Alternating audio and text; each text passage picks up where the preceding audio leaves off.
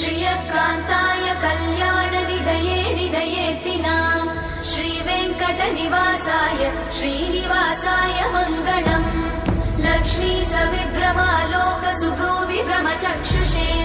चक्षुषे सर्वलोकानां वेङ्कटेशाय मङ्गलम् श्रीवेङ्कटाद्रिशृङ्गाग्रमङ्गलाभरणाङ्ग्रये मङ्गलानां निवासाय श्रीनिवासाय मङ्गलम् सर्वावयव सौन्दर्य सम्पदा सर्वचेतसां